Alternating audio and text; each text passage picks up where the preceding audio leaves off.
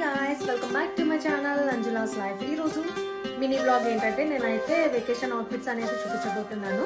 So late చేయకుండా వీడియోలోకి అయితే వెళ్ళిపోదాం.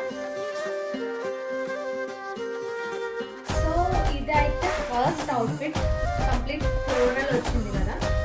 సో ఇదైతే నేనైతే స్టైల్ చేసి చూపిస్తాను ఎలా ఉంటుందో.